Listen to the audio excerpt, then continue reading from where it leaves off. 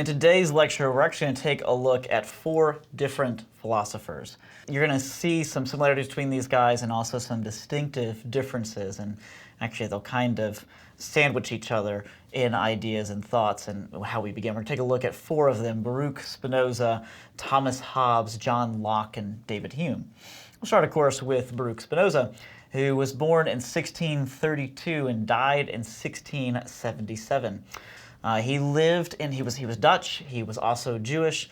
He originally was a lens maker, someone who made and crafted lenses for glasses and so forth. He was excommunicated, however, by his own synagogue based upon his ideas. He also was offered, based upon his ideas, the role of being a professor at the University of Heidelberg, which had been one of actually the great centers of the Reformation. But he denied all that and gave all that up and preferred to have a quiet life of thought. Really was someone who did deep reflections, who read widely, and was quite brilliant in his own right. That's why, of course, people still read him. What's curious about Spinoza, and what you really need to understand in terms of understanding the Enlightenment, is that he made an argument that God has no existence apart from the world. In other words, all that we see around us is in essence in God, or even perhaps a part of God. We would most commonly call this pantheism, but as it's been pointed out about Spinoza, it wasn't really that he believed necessarily in a God. He really believed there kind of was no God. There was just the physical universe. So in that sense, he was more atheistic than he was pantheistic. But to give you an idea of this, I'll give you one of his quotes. He said famously that God is the indwelling, and he is not the transient cause of all things. All things which are in God. Besides God, there can be no substance. That is, nothing in itself can be external to God. So you don't have a creator and his creation. You don't have that distinction. The two are blended together, and ultimately it elevates the creation and completely derides the whole notion of who God is. One of his great mottos is Deus sive natura, which simply means God or nature, which is basically like saying it doesn't matter which one you say, God or nature, they both basically mean the same thing in my worldview and in my mind. It's interesting, he looked at the scriptures, specifically the Old Testament, which he as a Jew would have been taught was the Word of God, and he denied them.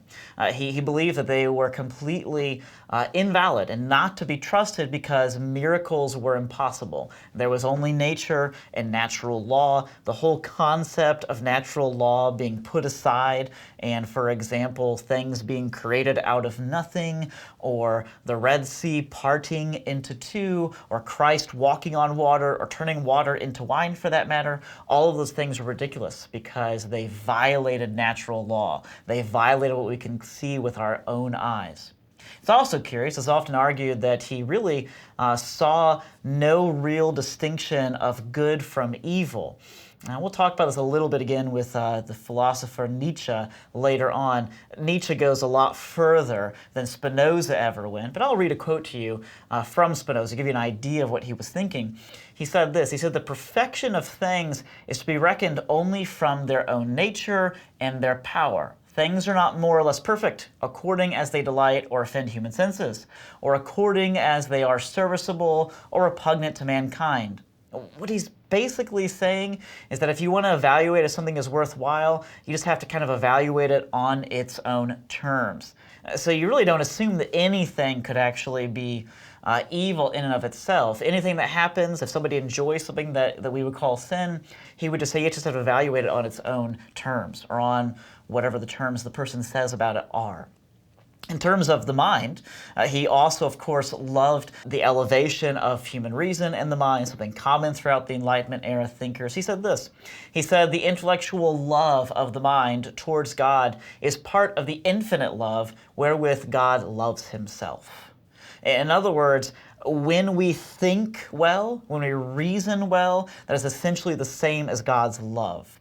Now, there's an element of truth there in the sense that we're made in God's image, And we're the only creature that actually thinks and reasons in a way that's different.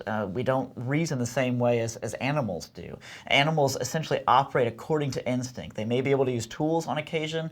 They may be able to solve certain problems, like hyenas, for example, will hunt in a pack, and they can actually use strategy and so forth. But they're still limited to how they actually do things based upon their instincts.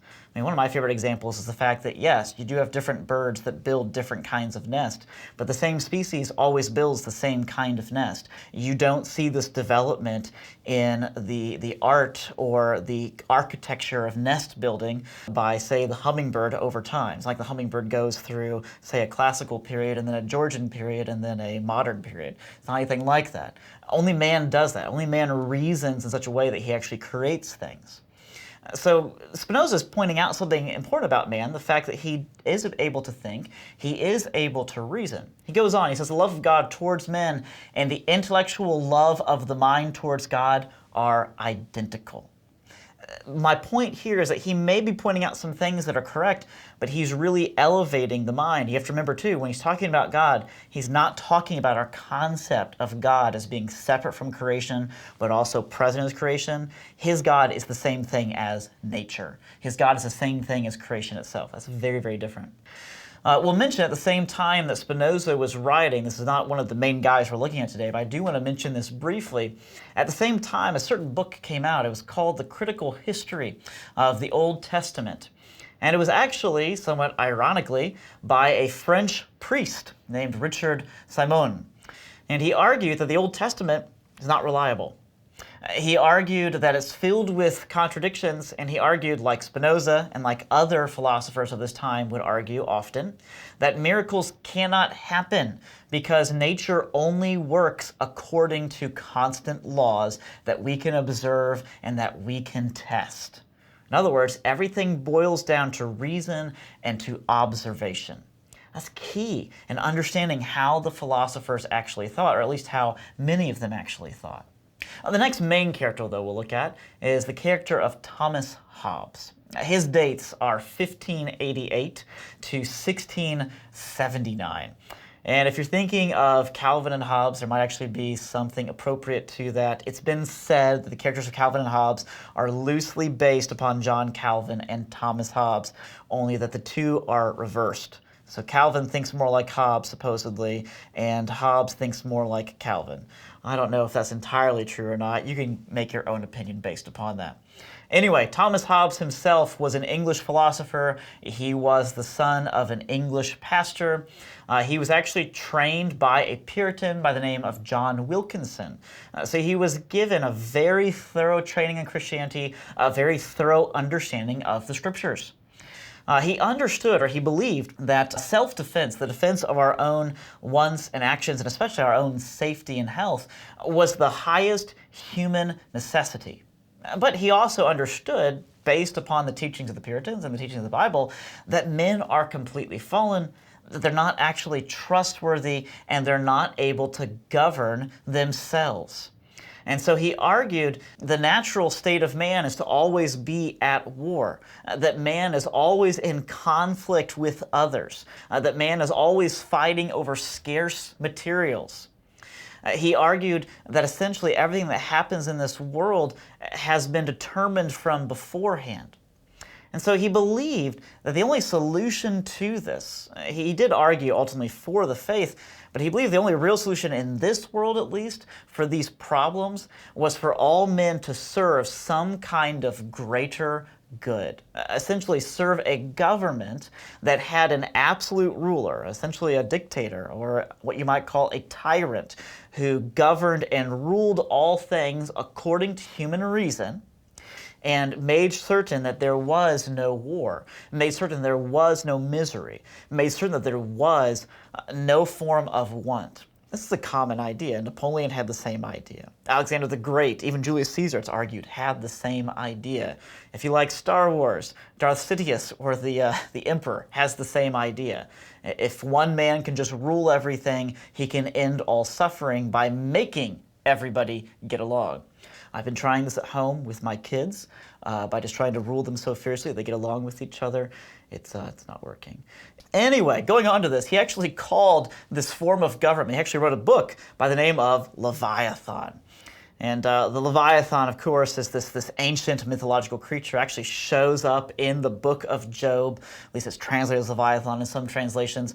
Whatever it was or is, it's this monstrous sea creature, often represented in art as having multiple arms or tentacles that can essentially grab on to multiple areas of life or multiple areas of government or multiple people all at once. In other words, Hobbes is all about force and regulation. So come to think of it, it doesn't really sound much like Calvin from Calvin and Hobbes at all. So take what you will from that.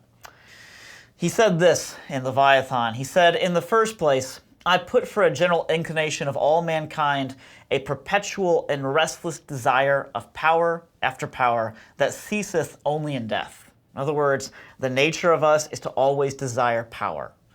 There actually might be some truth to that. I mean, that is the nature of the fall, that we always want more and we're not actually satisfied with what we have.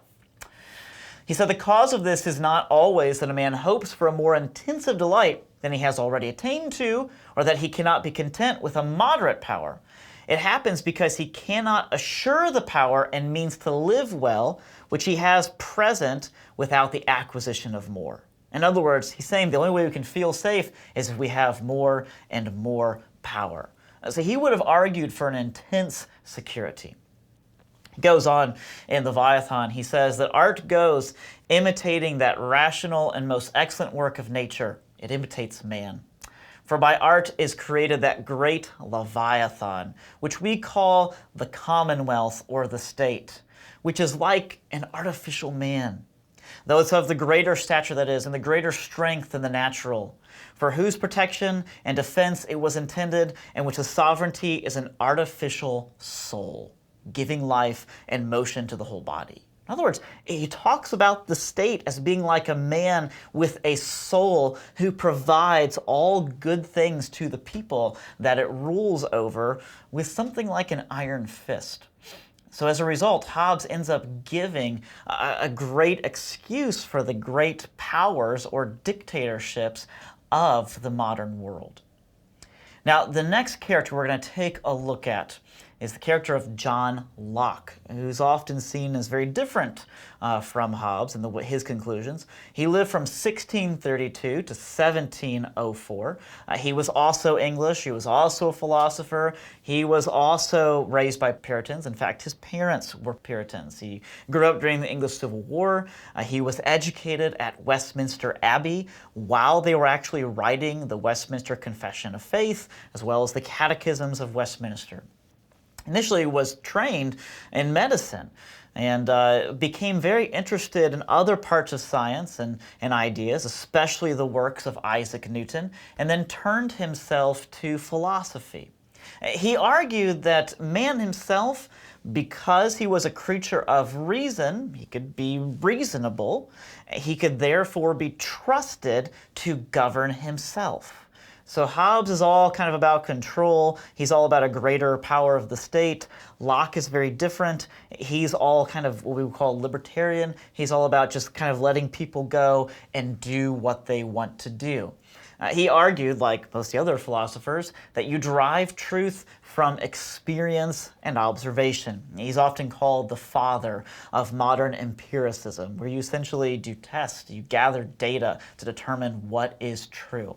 He disagreed with many of the previous philosophers, especially René Descartes, who said that we have ideas and thoughts that are innate to us, that they kind of begin with us. And Locke argued instead that we are a tabula rasa, which basically means we are a blank slate.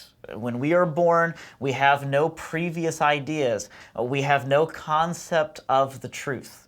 So what this means is we come to know truth, we come to know goodness, we come to know God himself entirely based upon our experiences.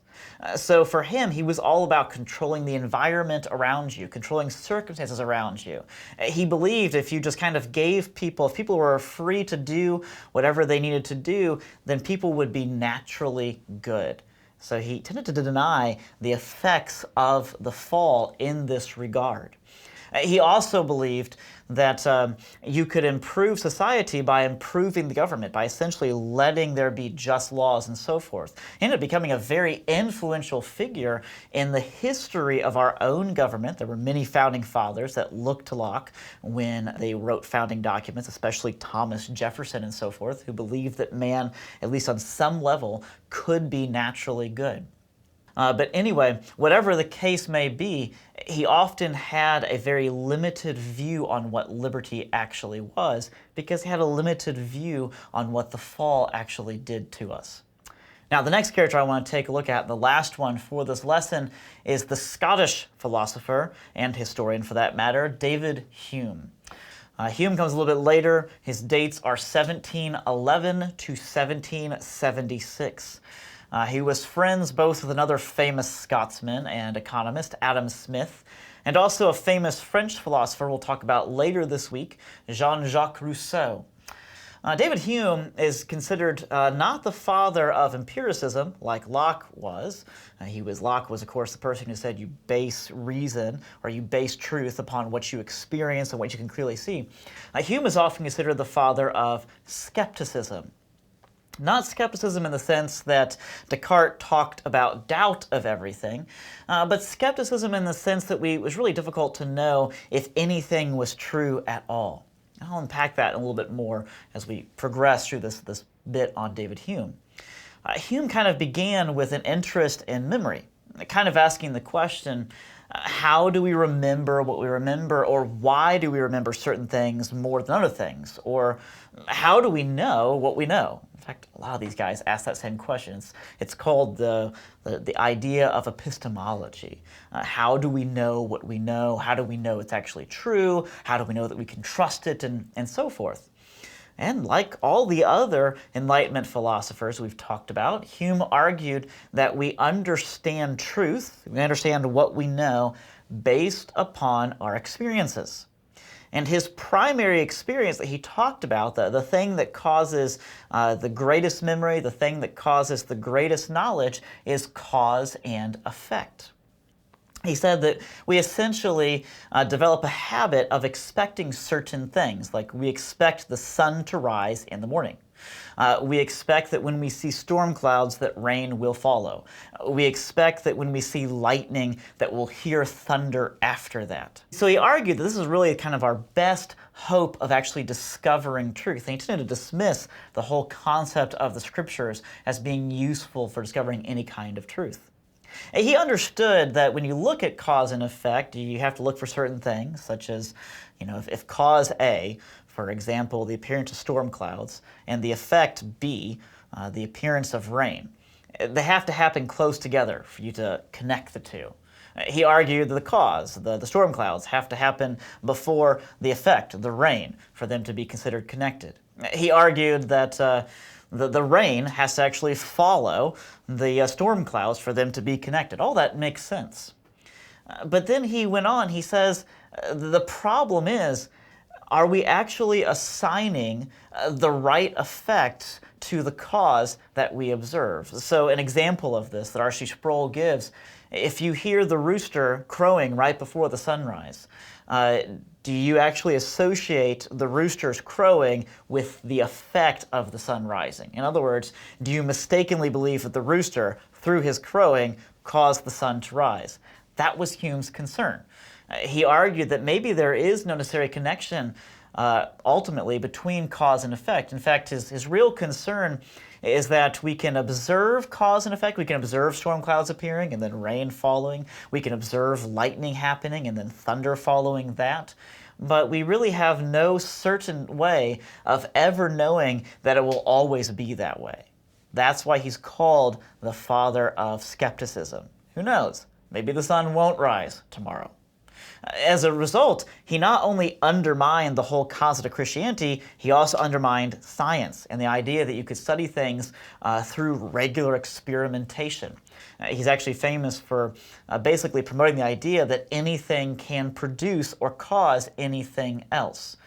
He argued there's really no way we can truly know if there is a God, or truly know this world, or truly know ourselves. As a result, whenever he looked at things like natural law or miracles, this is kind of where it gets all kind of funny. Even though he argued we can't really know if things are true, he still had kind of a natural trust in natural laws. And so he argued, like many other Enlightenment philosophers, against miracles. He said that miracles are impossible because we only ever experience and observe natural laws. So suddenly his skepticism relies upon empiricism. Suddenly his doubt in whether or not you can trust natural laws is trumped by his doubt in whether or not God actually raises people from the dead. The other problem with this is he argued you can only trust whatever you can see happening multiple times. Well, we can see things like a storm happening multiple times or a sunrise happening multiple times, but we have to argue that there must have been a beginning to those things. And if there was a beginning to those things, then that means they happened for the first time sometime in the distant past. Creationists and evolutionists both argue for this. Hume, based upon his ideas, had to argue against it. Something had to be observable multiple times for it to actually be true. And even then, he had the skepticism of whether or not it would actually appear that way over and over and over again. So we see that Descartes' doubt, which was kind of a doubting of everything to find truth, turns into an outright skepticism in David Hume, where he really questions the validity or the reliability of anything whatsoever. We'll talk more about further philosophers in the next lesson.